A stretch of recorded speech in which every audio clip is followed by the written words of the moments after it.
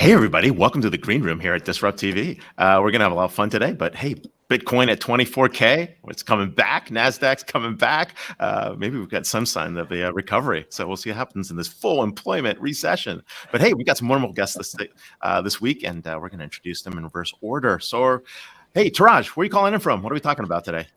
Hey, I'm calling in from Los Altos Hills, and we're talking about my new book, Exit Path. Really teaching people what the exit is on a startup side. We're going to learn more about that. Saul, what about you? Where are you calling in from? What are we talking about today? I'm at home in Providence, Rhode Island, and we're going to talk about how to make transformation safer and easier to manage, and a very specific example, LunaYou, to end the maternal health crisis in America. Wow, we're going to get to see some of your pilots and hear about what you're doing. That's amazing. Jeff, what are we talking about today? Where are you calling in from? I'm calling in from my home office in Colorado, and today we're going to talk about something which is near and dear to you, Ray, the great refactoring. And we're going to talk about that in the context of how to help people and organizations navigate this crazy world of ours. Indeed. All right. Well, hey, back to you, Elle, and we can kick it off. All right. 3, 2, 1.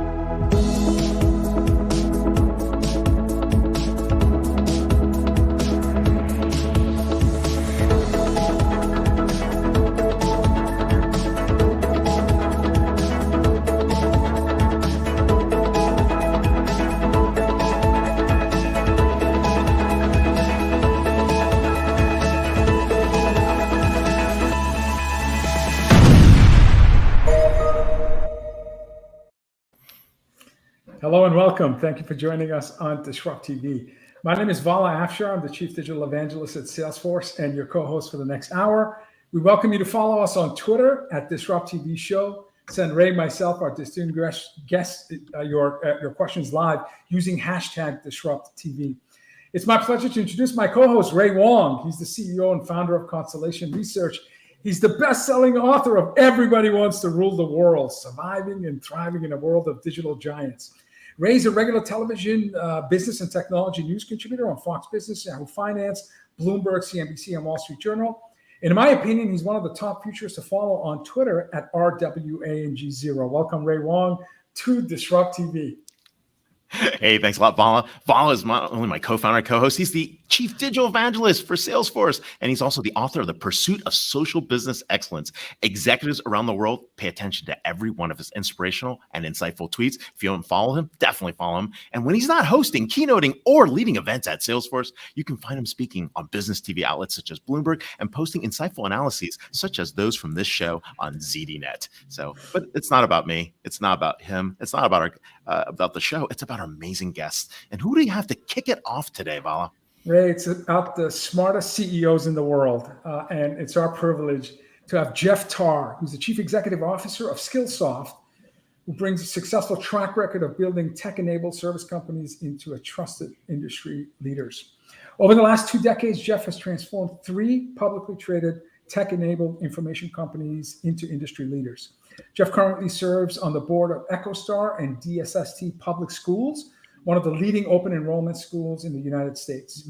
He's also a member of the Stanford University Graduate School of Business Advisory Council and was previously chairman of the school's management board. Jeff served on the board of the corporate executive company CEB until the sale of the company to Gartner. He also serves as co-chair of the World Economic Forum Council on the future of space technologies. That's pretty awesome. Follow Jeff on Twitter at JTARR1. Welcome, Jeff, to DisrupTV. Great to be here. Thanks, Vala. Thanks, Ray. Great to have you. Hey, we're really excited to have you. The one and only Jeff Tarr. You're a man of many talents. So I want to talk to you about one of the topics that I love talking about, which is the great refactoring. And as you know, the world has changed, the markets have changed, our work-life balance has changed. All these different things are happening right now. And you're sitting in the middle of one of the most important areas of that change. Let's start there and talk about how you're seeing this great refactoring play a role. Well, first of all, this has been an extraordinary time. If we think about what organizations and people, most importantly, have been through over the last few years, COVID, the social justice movement, the Great Resignation, the emergence of massive skills gaps, a mental health crisis that's quite tragic and affecting an extraordinary number of people, the overturning of Roe v. Wade, inflation like we haven't seen in 40 years, and now potentially a recession. And that puts a lot of stress on organizations and the people that make those organizations work and are part of that, and their families. And so my passion through all of this has been taking the resources of the company I lead, Skillsoft, and using those resources to deliver transformational learning experiences that equip people to better navigate this environment and help their companies succeed. Tell us a little bit about Skillsoft. How big is it? How many folks do you serve? And what has been the biggest change to the company in terms of products and services and experiences from March of 2020, when at least the US shutdown became decentralized, digital only for many, many months, to today, almost 3 years later? Well, Skillsoft is the leader in enterprise learning and helping organizations and people grow together through transformational learning experiences. We're the largest at what we do. We've been doing it for 25 years. Well, we brought the company public a little over a year ago and have since combined several other companies to extend our lead. So we brought together Skillsoft, another business called Global Knowledge. We added to the mix a large enterprise coaching business, and Codecademy, which has taught more people to learn to code than any other company on the planet. As we've brought these businesses together, what we found is we have the ingredients to create and deliver a new way to learn online. So people think about perhaps watching video. In the early days of online learning, companies literally took videos of 45-minute lectures and put those online. And turns out that's not the way people learn online. They learn in a different way. They have to think about the fact that most people actually work on mobile devices. We're on laptops or computers, but the vast majority of working people in the world don't have access to that. This is what they use. Right. And so we have 140,000 micro videos. We have hands-on simulations and learning. We have coaching and mentoring. We have instructor-led training. And we blend all of that together to create these immersive learning experiences. That's amazing. That's amazing. And Jeff, as someone who's had 3 incredible successful companies, it tells me that you are someone that appreciates and practices lifelong learning. Can you tell us the importance of lifelong learning and how it's really the only way for you to stay relevant in this hyper-connected knowledge-sharing economy? Well, learn or die, right? I mean, it's just, the world is changing so fast. Technology is changing so fast. Skills are being obsoleted at an unprecedented rate. According to the World Economic Forum, 1 billion people are going to need to be reskilled by 2030. Wow. That's, and that's not just learning a little bit. That's like completely reskilling in order to earn a living, in order to make the economy work. Jeff, you talk a lot about this, right? You talk about how to take that skills gap companies are seeing into a talent revolution. If you can delve a little bit deeper into that, I think that'd be great. I mean, given where we are today, there's something like 11 million jobs openings that are available and 6 million people looking for work. That's like a mismatch. Huge mismatch. In fact, if companies focus on just recruiting talent from the outside, it's not working anymore. It just isn't working to just say, I'm going to go hire those skills. It's necessary to actually create the skills inside, and it's vastly less expensive. It also contributes to the people inside the company in ways that they never forget, and creates tremendous loyalty. You know, if you take someone and give them skills they didn't have, they're more likely to be employees for life because they know you're invested in them. And what we're seeing now is a tremendous opportunity, because if you go back just a few years, learning inside of the enterprise was primarily classroom based. It was expensive. It required travel. It required infrastructure. And then COVID happened. And the whole approach to learning inside of organizations changed overnight, had to, from a classroom first approach to a digital first approach. That's opened up tremendous opportunity. More people inside the organization can have access to learning experiences. It can be delivered less expensively, and there's more data behind it. So when we go into a company, we start with benchmarking, where is the talent today? Where are the skills gaps? You know, what are the competencies? How many people are competent in programming in Python? How many people know how to operate in a digital world or manage a remote workforce? And with that data, we can then deliver learning experiences that are customized for the company, their strategy, where they want to go, and where they need to take their talent. Jeff, I have the privilege of collaborating with technology leaders on a daily basis, certainly weekly basis. CIOs, chief digital, chief information, chief technology, chief operations. More and more, the operation folks are really involved in technology decisions and technology roadmap, which is great. In fact, I don't think any line of business, even CHROs, are really focusing on technology to help them, shape their culture. Number one priority, I would say, across all these folks is skills gap. Challenge of managing a hybrid work environment. We still are trying to figure that out. But skills gap and retention. So what are technology leaders telling you and your leaders? What are their expectations? What do they want from Skillsoft in terms of demonstrating to the business this importance of investing in stakeholders, starting with their employees?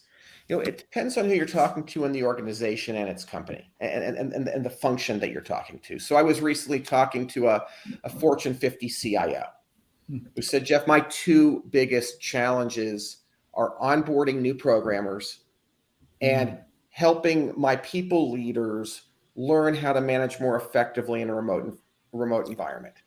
Okay, those are two. Lots of companies have those issues. Those happen to be the two most important issues for this particular leader.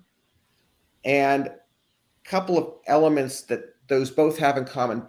First, they both require a blend of technical skills and soft skills. Secondly, the solution to it is it's complicated. It's not just go watch these videos. It's a blend of assessments and videos and coaching, individualized. It turns out people are pretty lonely in this remote world. So give them access to a coach or mentor, which we can do at a disruptive price point today, and deliver that. And not only do you help them learn faster, help them be more effective, but you also address the loneliness and isolation that comes with remote learning. So we put that into the mix. And we bring cohorts together to deliver instructor-led training on more complicated advanced topics once they've gotten through the basics, because it turns out that there's still some things that to learn, it's better to be with someone and with a cohort where you can ask questions and get them answered. So we put these solutions together. We deliver them on a platform called Percipio, and we address those skills gaps. We drive up retention. We deliver ROI. And it's a lot of fun. It's super rewarding because I feel like, yes, our customer is the company, but we're also changing lives.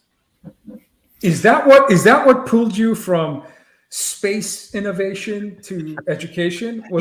Yes, there's a theme, which I'm like, for me at this stage in my career, and I've run 6 companies, like I do this now for just the sheer joy of it, right? And making a contribution. And I'm attracted to companies that when they get better, the world's a better place. Wow. And Love that. and that's not just because it inspires me, because I am a capitalist at heart, and too. And what I find is that people don't work for a paycheck anymore.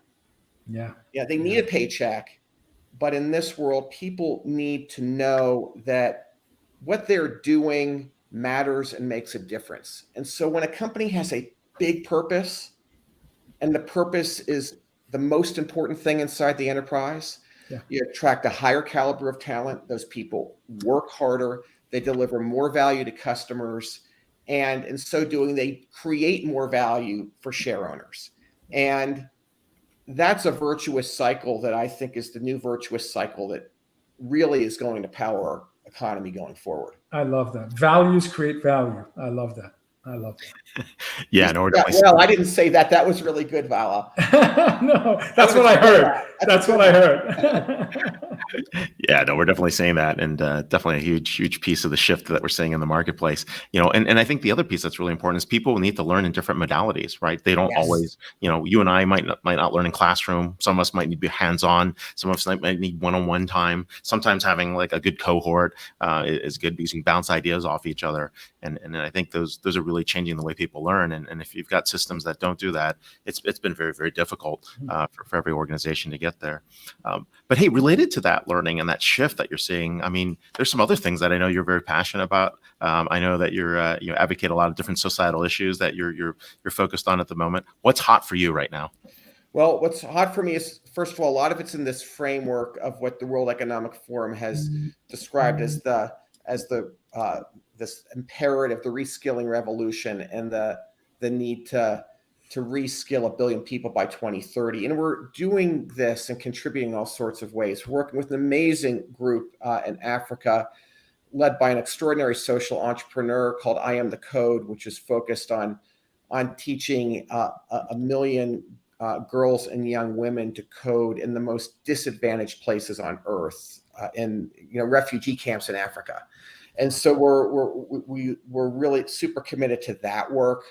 We're working with a customer of ours, Adecco, on an initiative to give Ukrainian refugees the skills they need to be successful in this next chapter of their lives.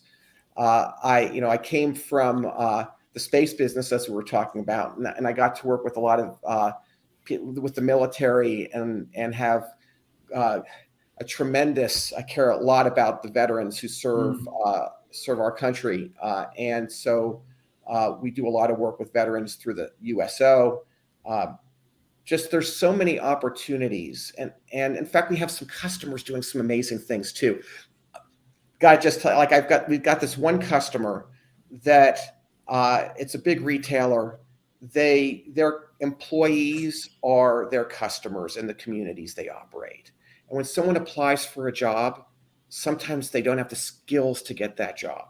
And instead of sending them back into the community with a bitter taste about from that experience of not getting the job, because that would be really bad for their business too, they've created a platform so that we can deliver customized learning journeys to the people who don't get jobs, so that they can go get the skills and come back and apply again or apply for another job in the community and continue as loyal customers, future employees, and successful members of the community.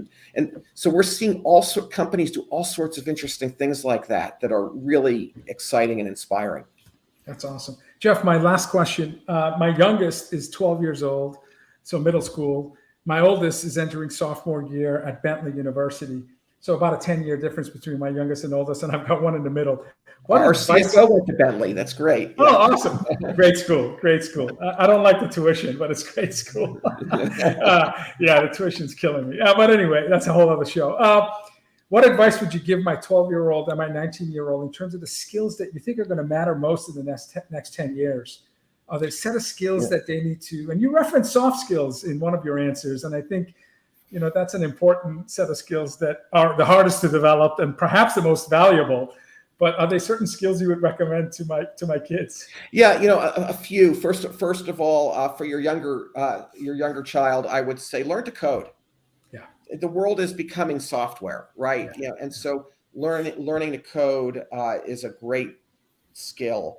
I'd say the soft skills are super important for both your data science, I would say, for the older one, and then I'd point out mental health, wellness, like mindfulness. Learn to meditate. Learn how this world with the social media and everything out there is, and the mental health crisis is real. I think everyone should learn some basic wellness skills, and I think the sooner we teach our children, the better. Jeff, great advice. Indeed. Some great advice here. We're here with Jeff Tarr, CEO of Skillsoft, multi-successful CEO, Bain alumni, and more importantly, a guest now on DisrupTV. So thanks a lot for being on the show. Have an amazing Friday and hope to hear from you again soon. Thank you, guys. Jeff. Thank you. Great CEO, great advice. Amazing. So yeah. Only the best CEOs come on this program, and that's no exception with our next guest. Saul Kaplan is founder and chief catalyst of the Business Innovation Factory and author of the Business Model Innovation Factory, How to Stay Relevant When the World is Changing. Saul is also the founder of LunaYou. LunaYou is a personalized well-being platform empowering women to improve their own and each other's maternal health. Saul started BIF in 2005 with a mission to enable business model innovation. BIF makes transformation change safer and easier to manage for institutional leaders by helping them explore, test, commercialize next practices and new business models. Prior to BIF, Saul served as the executive director of the Rhode Island Economic Development Corporation and executive counsel to the governor on economic and community development.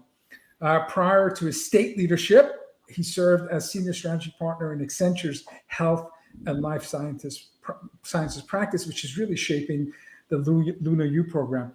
Follow Saul as he shares his innovation musings on Twitter at SCAP5, SKAP5, and on Medium, his incredible blogs at SCAP5. Welcome back, Saul, to DisrupTV.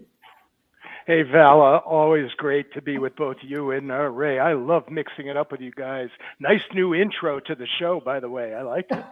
Thank you. That's Ray's doing. That's Ray's doing. No, we got a good team. But hey, Saul, welcome back. You're best known for Business Innovation Factory, or BIF. I mean, that amazing community that was TED Talks before TED Talks. But tell us about how you started that community and what you learned from that process of building BIF. Hey, Ray, great. Thanks for that question. It's nice to be known for anything. So, BIF has been my baby and my life's work after a very long career. I call it the industrial era portion of my career, where I worked, as you know, directly in the industry. I had a big claim to fame. I worked for Eli Lilly and Company, and I had a little something to do with the way Prozac was brought to the U.S. Marketplace. And then I did a very long stint as a road warrior consultant, as you know, Arthur D. Little. I ran my own boutique, and then I got pulled into what was Anderson Consulting and ultimately became Accenture.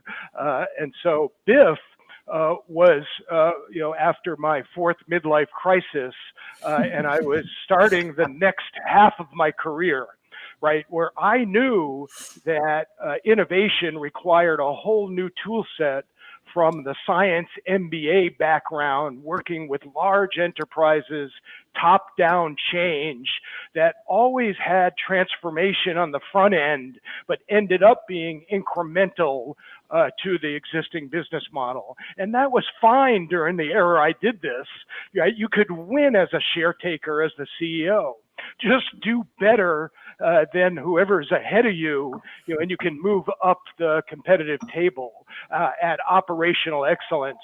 And I knew we needed, in the 21st century, a different skill set. So BIF was about, how do we make transformation safer and easier to manage, and build a community of folks who knew we needed to learn a new set of superpowers. So I learned, and we learned together as a community, and because you were part of it, both of you, over the years as we convened in our summit, did our work over the course of the year, trying to become more transformational in the context of the 21st century. And we needed 3 superpowers: human-centered design, how to see the opportunity set, not through the lens of the enterprise, but through the lens of the customer, through the lens of the person whose job it was to be done or problem to solve. Easy to say, hard to do. Well, we needed to learn the superpower of what I call rapid prototyping. I grew up in the world where you went through these innovation stage gates, 18 committees, and over time, that's why we produced mostly incremental change to the way things work, because the stakeholders who held the purse strings and controlled whether your innovation project moved forward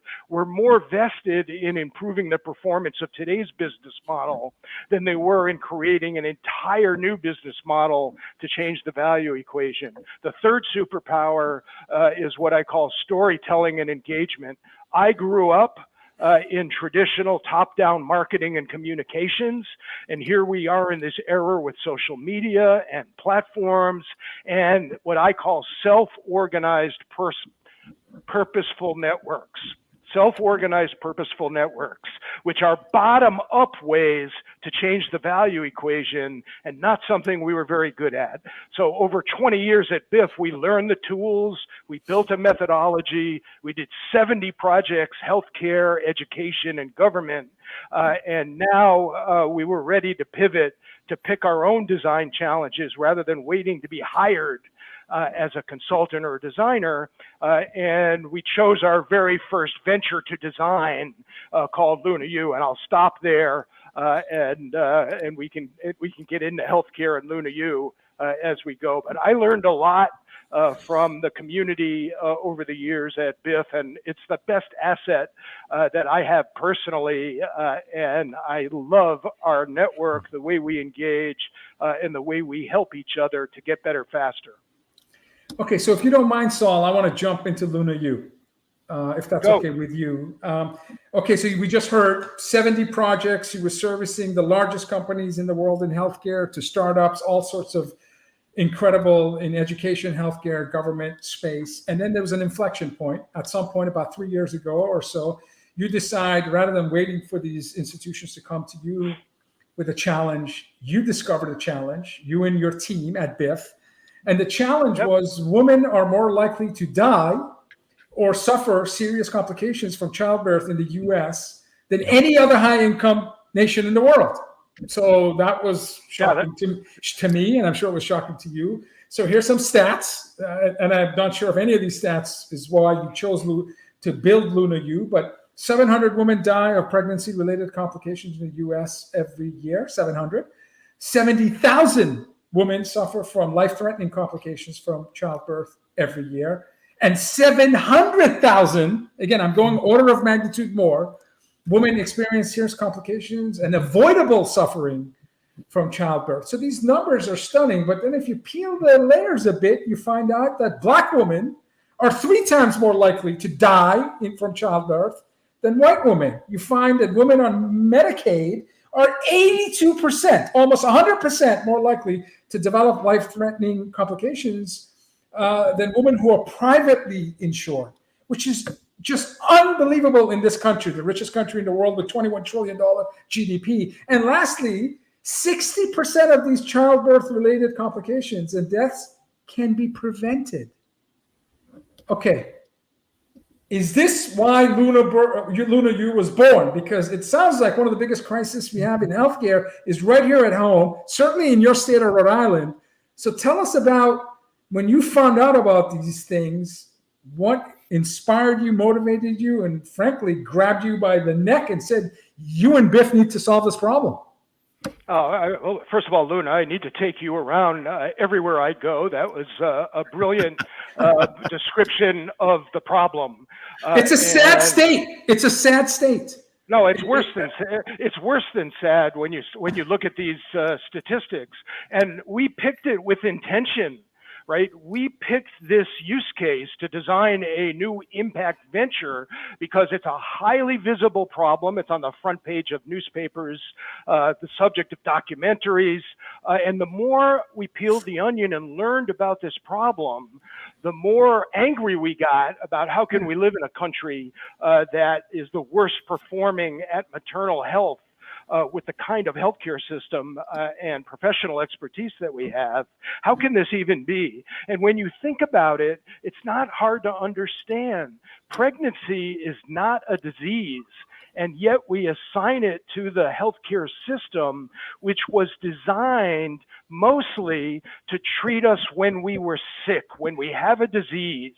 And it's really good at it, right? We can debate. There are instances where we wish it were a lot better. But the truth is, it's really quite good at how to diagnose and treat disease. But there are a lot of diseases where the results are almost more dependent on the conditions we live in, right? Our behaviors, our own place in the ecosystem. And we built a healthcare system that beat agency out of the customer, right? Which we did in so many industries.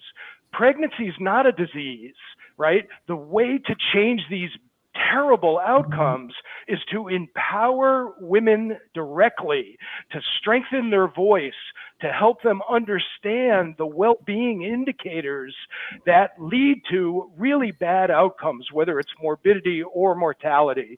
So we took everything we built over 17 years at Biff, and we said, we're not going to take on any projects that aren't in areas that we want to take the solution all the way through to commercialization, because we believe the time is right to design business models that are mission-based, that can solve a real problem we have in our communities and across our society, but to do it with a scalable venture that's investable, that can create a return on investment for a growing number of impact investors that want to invest for return, but they want it to be in the context of solving real problems, that we have in our communities. And I think the time is right to stop talking about it, which I've been doing forever, and actually doing it and demonstrating that we can do it. And so LunaYou is our first venture, and we are gaining a lot of traction.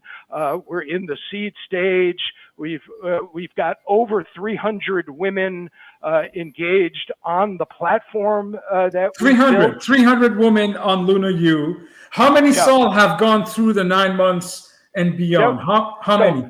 So 300 women, 163 as of this morning, that have been all the way through, not just giving birth, but we go 3 months postpartum, because a lot of bad things can happen right at birth and in that immediate period postpartum.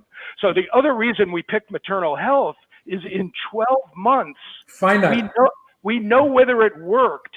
So now we can actually build real evidence to say that we know that engaging on a platform like LunaYou, and we've got a dozen engagement measures, right, can significantly improve the outcomes, whether you measure them as mortality, morbidity of the mom, of the new baby. What are the outcomes? What are the outcomes of the near 170 that I've gone through? Yeah, so the outcomes are well, first of all, the three things we're trying to prove are, one, that social justice can have a business model, that these problems at the magnitude that they exist in our society need a scalable business model, to be able to rise to the level of the problem. And so we want to close the racial disparity. So we start with underserved populations, BIPOC women, who have the most risk, to demonstrate that LunaYou can change the outcomes. Then we want to improve two kinds of outcomes. Clinical outcomes, which are, we didn't make them up, they're well known, right? You can look at morbidity and mortality measures, whether the woman carried the baby to full term, whether they had a low birth weight baby, whether they had a preeclampsia and eclampsia, and ended up on an operating table, where they needed blood transfusions, whether the baby needed to go into a NICU, really, really expensive.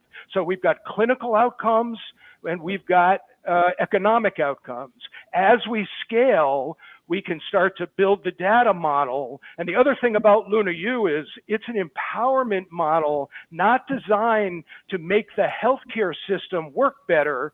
It's designed to empower the customer. So all of the data is her data, right? In a trusted, secure way. We're not taking the data and repackaging it and using it for other purposes. We make her a stronger actor with her doctor, with her midwife, and we make it easy for her to share it in the system, to start to take some of the pressure off and some of the reasons why stress levels go up during pregnancy, and create these bad outcomes. So we're beginning to show really high satisfaction scores, and now we're collecting the actual data that will allow us to evaluate the causal relationship as we scale. So we're really excited about that. We're doing it in the prototype phase in partnership with a Medicaid insurance company, Neighborhood Health Plan here in Rhode Island. They're the largest neighborhood health. So that's the largest insurance provider in the state.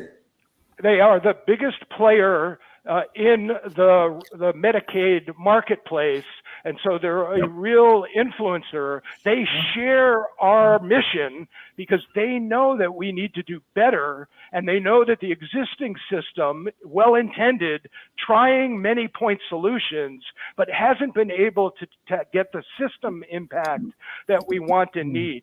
So came in and helped us fund the prototype.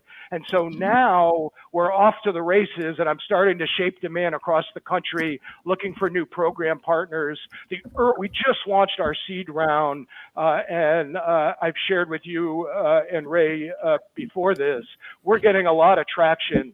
We've raised $850,000 already in the seed round, and we're well on the way, to having the resources necessary to build the evidence base, which will put us in position, for an A round of financing, which will put us in position to go all the way to the size this venture really wants to be. There are 3.7 million live births in America.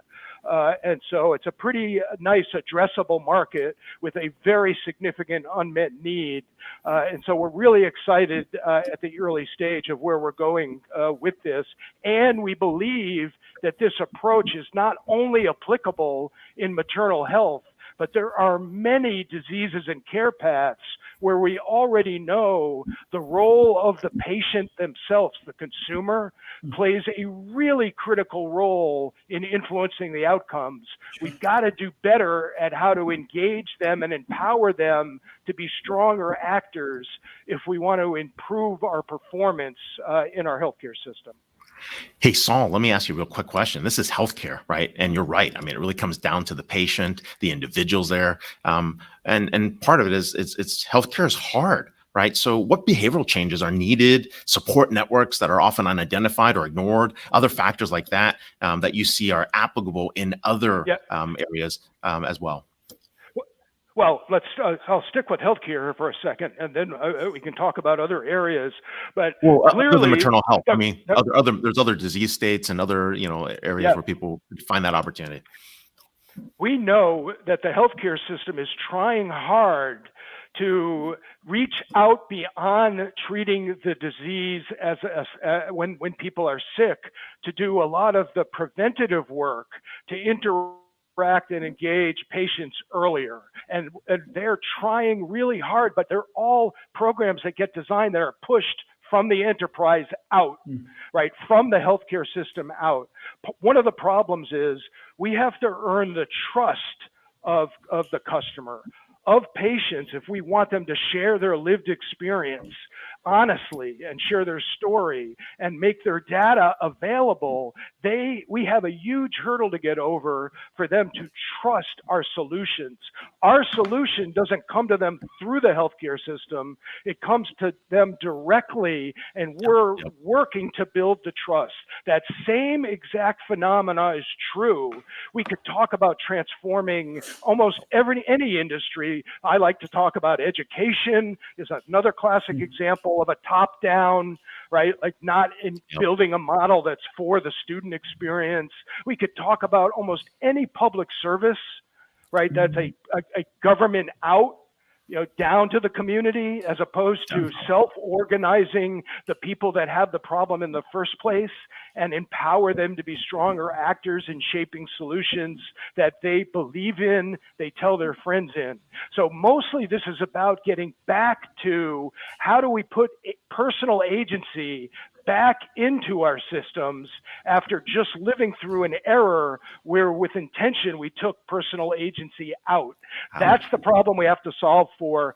Digital can help us do it, but we've got a lot of learning to do, and we've got to start architecting platforms and technologies for this purpose, not just to help existing enterprises improve the efficiency of their performance. So.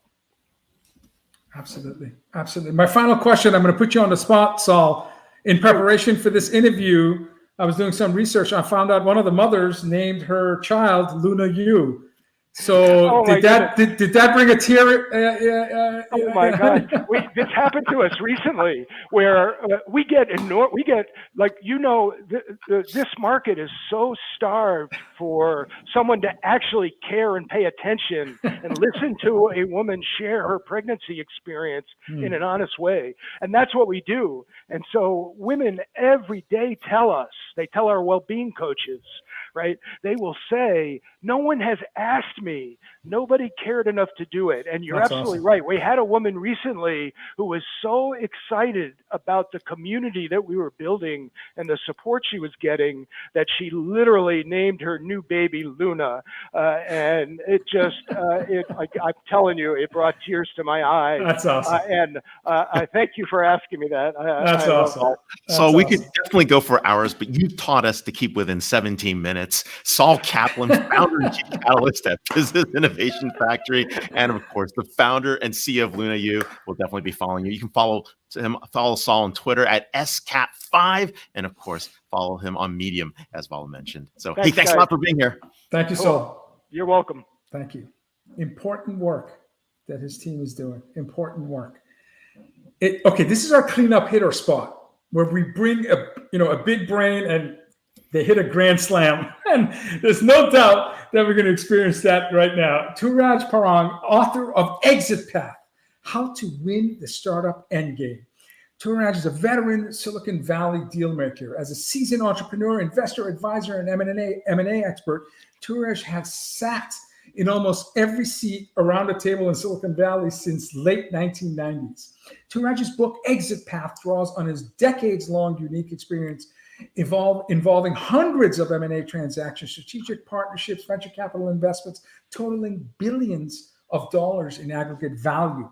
He's currently the chief operating officer at Serve Robotics, which he helped spin out of Uber, and an operating advisor of Pear VC, a leading early stage venture capital firm. You can follow Touraj on Twitter at Touraj, Touraj. He must have been an early adopter. I couldn't get Vala. That's amazing. All right. Welcome, Touraj, to DisrupTV. It's great to be here. And also, it helps to have a very unusual name. Thank you so much. And by the way, what inspiring two speakers you just had. I see a common theme there, which is restoring agency and empowerment. And this book is also about that. So love to talk to you about it. I love Yeah, that. this is amazing, right? And thrumming through some of the summaries and part of the book, right? One of the things that caught my eye was also your comment about success, right? We define success the wrong way for startups. Let's talk about how we traditionally have identified success, and more importantly, what we really should be thinking about for success. I'll turn it over to you, Touraj.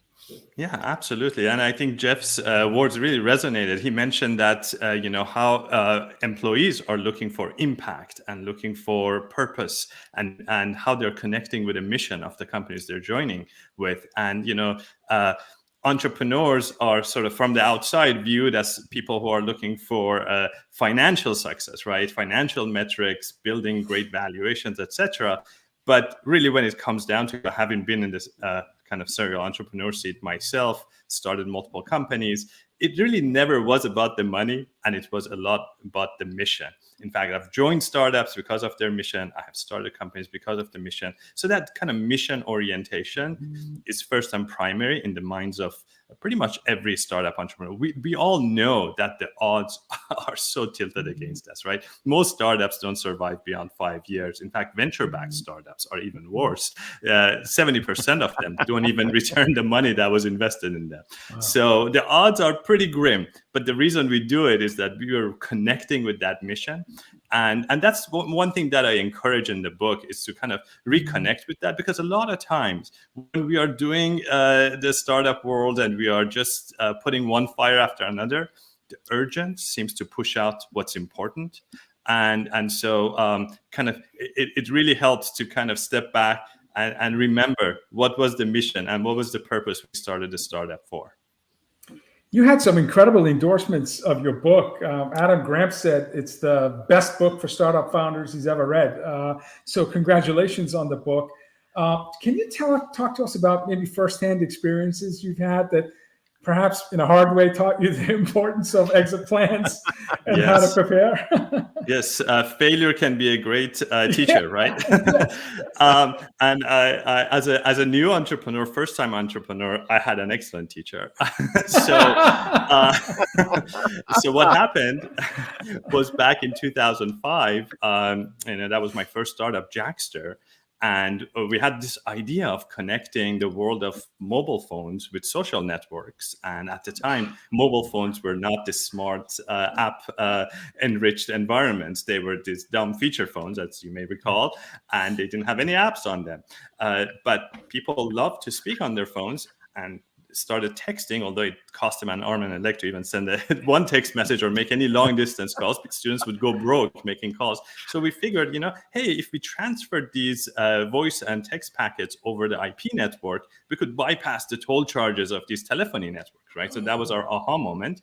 And we weren't alone. There were actually 3-4 other startups doing the same thing. So we were kind of bringing the Skype experience that was on desktop computers and laptops to the mobile phones, again, not smartphones.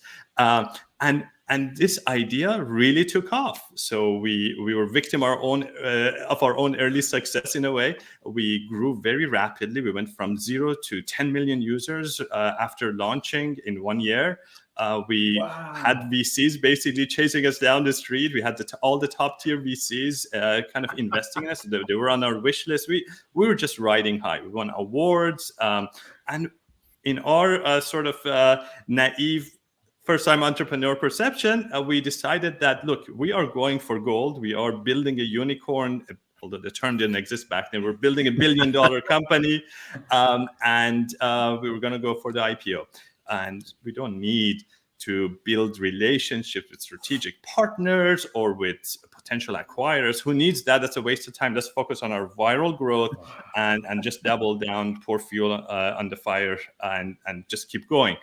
Lo and behold, a little thing that we didn't know was the market, which tends to turn on you unbeknownst, a lot of times at the worst times. So we hit the 2008-2009 recession, and oops, there was no more venture money to be had.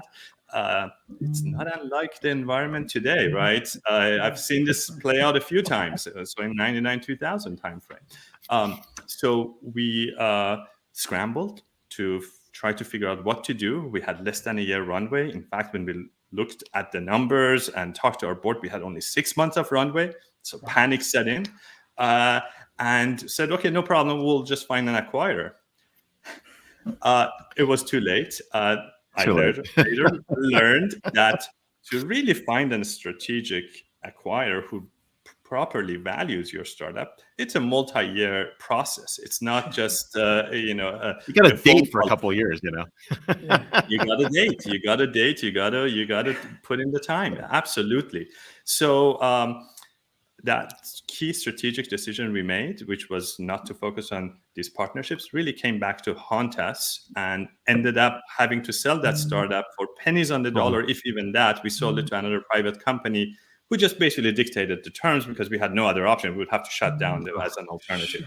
So worst place to be in. I took the next 6 months to lick my wounds, reflect on what had happened. And what I realized was, that decision was not a very smart decision. So with my next startup, I tried not to make the same mistake again. So the first thing I did was gather all the leadership team, go to an offsite, even though we could hardly afford it. But I said, let's just go away. Let's go away for a weekend, really reflect on where do we want to be when we grow up? What does success really look like for us? And where we realized that probably a part of that success was being acquired by a very good strategic partner. And then we made a wish list of who those partners were and thought about how do we rank them? How do we prioritize them? What are our hypotheses about why they're attractive and why we are attractive to them? And then that just offsite and having that mindset and having that clarity set in motion a course of events over the next 2 years that kind of grew that company from like $10-20 million valuation to over $100 million. And we sold it to Vistaprint in a very very nice auction process where we had multiple acquirers bidding on us. And that all happened due to that realization. And I've seen this kind of mindset and this kind of approach help many other entrepreneurs. And I've also seen, sadly, on the other side, many others who have approached me and asking me, hey, how do I sell my startup? And I asked them, how much runway do you have? And it's too late. Sadly. Too late. Touraj, that's a very good point. I mean, we've seen this happen in all the cycles. You've been through everything, starting from Wilson all the way to all these different startups to where you are today. I mean, these are some amazing kind of stories all gathered together. I mean, if you're a startup leader and you're not reading this book, I mean, you're definitely missing out. One of the things that stuck out to me was really the question about mercenaries versus missionaries. If you got an exit plan, are you a mercenary or you're a missionary? And I think that's a very important piece, because people back there with some idealistic views of what a startup is supposed to do might be wondering. So back to you. Absolutely. Great question. And this is actually something that underlines a bigger phenomena that I call the exit taboo. In fact, talking about exit strategies with investors tends to be a cringy subject. A lot of times it's actually a no-no to put your exit strategy in your pitch deck to an investor. And even raising it with your board members, with your leadership, with your employees, kind of gives people kind of a strange vibe. Yeah, it's kind of taboo in the Valley to do that. It really, there aren't that many subjects that are taboo. Exit seems to be to have that in the Valley, anything goes except for exit strategy. No kidding, right? So when I peeked behind the scenes, I realized that there is this core concept of a missionary versus mercenary. Of course, no venture capital investor, me included, would ever want to fund a mercenary entrepreneur, because, granted, given those grim statistics, you really need to have a lot of conviction in what you're doing. You really need to believe in what you're doing and stick through the thick and thin and not bail as soon as, storm clouds gather, so to speak. So you need a captain at the helm. And so that's why people worry that if someone talks about their exits, they are not connected to that mission in the right way, and they're just in it for a quick buck, built to flip rather than built to last, right? But we all know that ultimately all investors and all founders only financially gain when these startups either IPO or sell to an acquirer. In fact, there are 30 acquisitions for every IPO every year. So the most likely success path is selling to an acquirer. So we all know that. In fact, to best execute on your mission, that would be the success path, because 30 out of 31, chances are that you are going to be sold to an acquirer. So you might as well find the right acquirer Talk about that it is now. Get it aligned over with. within the mission. Sorry, did we get cut out? Yeah. No, we definitely want to Go talk ahead. about it early now, align with the mission, and get it over with instead of like wait till the end when it's too late. I mean, you're It's definitely too late. right about that. Yeah, absolutely. And you know what? Our future is built on these startups, right? The industries won't disrupt themselves. I'm preaching to the choir. So whenever any one startup fails to succeed, we all lose. I am a cheerleader for startups and for entrepreneurs. I have 2 daughters. I want them to have a better future. I wrote this book so that maybe we can tilt the odds of success just slightly towards these entrepreneurs, and thereby we all win. I love that. My company invests in startups on a cadence of once a week. I think we are the most active corporate venture capital, Salesforce Ventures, behind maybe Google Ventures. So I'm a huge champion and advocate for startups. When do you know to sell your startup? Like when you're advising startup founders, what's your checklist, or how do you guide these startup founders when it's the right time for them to consider being acquired? Yes, that's a great question, and and that's very different from when do you prepare to sell your startup. The preparation should start today, regardless of the size or stage of your startup, because of all the reasons we just talked about.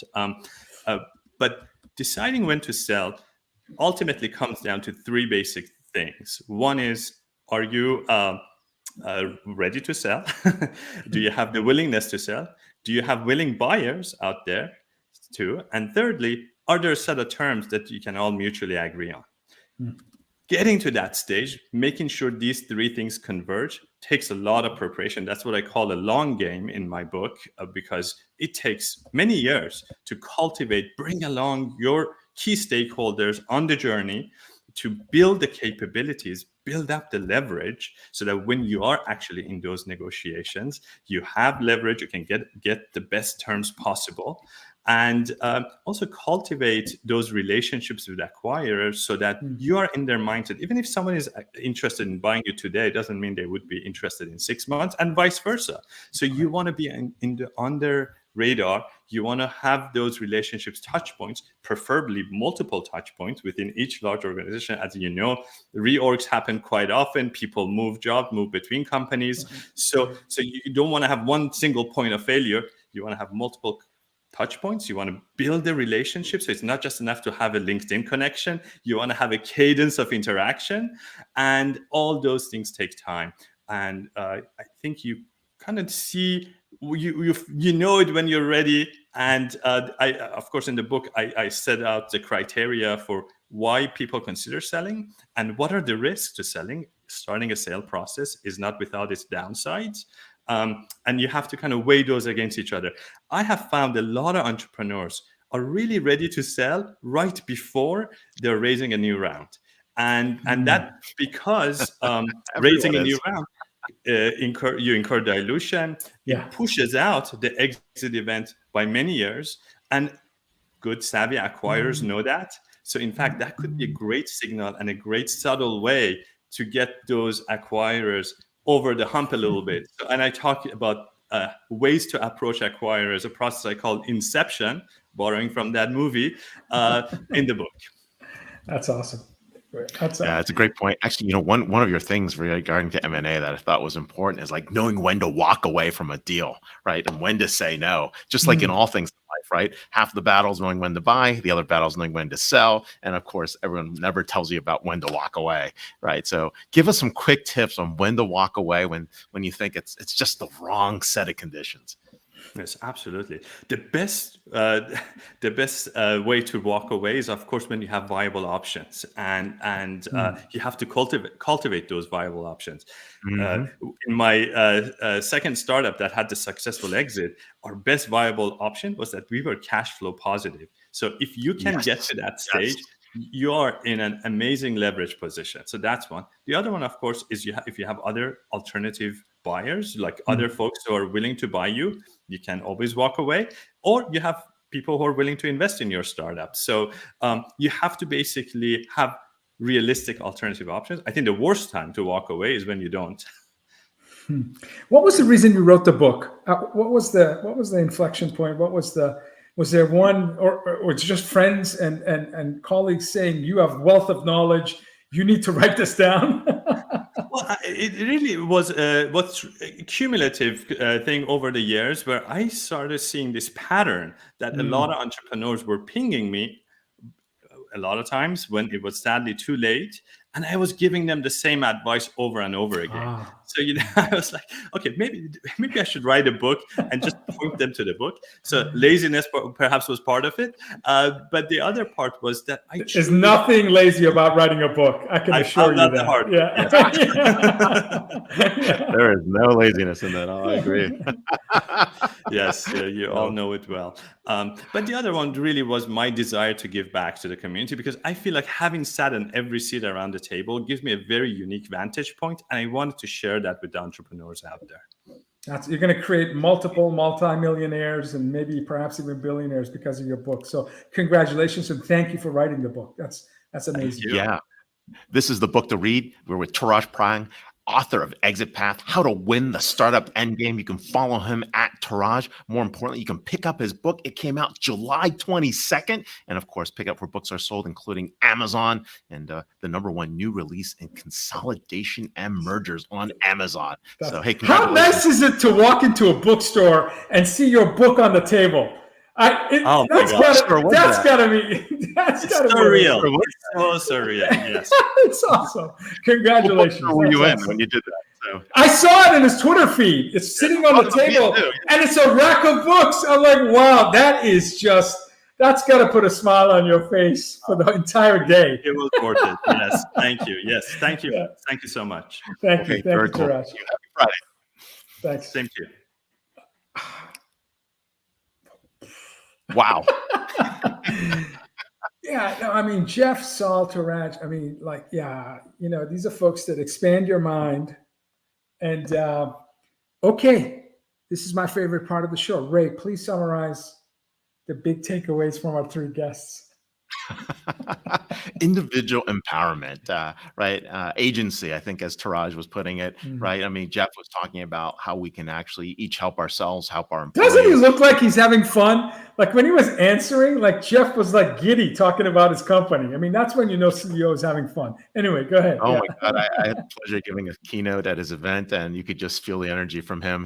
This is something he loves. You can feel the passion. All 3 guests have a lot of passion in terms of what they're trying to do. But I think really it's we're at a point where people want the skills, they want the capabilities to be able to succeed on their own. We're seeing that skills competency-based approach is really what's driving our future jobs, right? We've got to keep continuing to improve ourselves, and some companies are taking the lead and helping us learn that and provide those skills and abilities for you to actually learn on your own, and creating an incentive and learning environment that's there.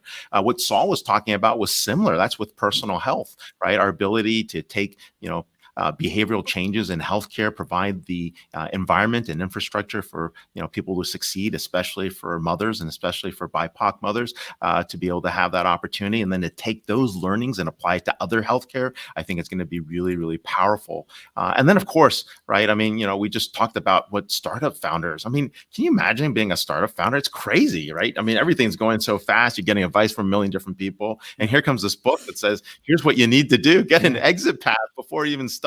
Right? Think about what that plan is, work to it, and then take it to the next level. And I think what we've got on this episode is some really good advice for people who want to improve themselves. So it's incredible.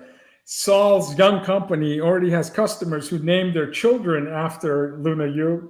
Has there been a client of yours where their children were named Constellation? I'm just wondering. No, not that I know of. Someone let me know. That's the ultimate net promoter score. When you name a child after a company you do business with. So if it's Friday, it's DisrupTV. Next week is episode 290. 290, Ray. We're inching our way to 900 interviews. We have Michael Duffy, Vice President of Products at Electric Power Systems. And we have Anshu Narula, Vice President of Digital Technologies at Rivian.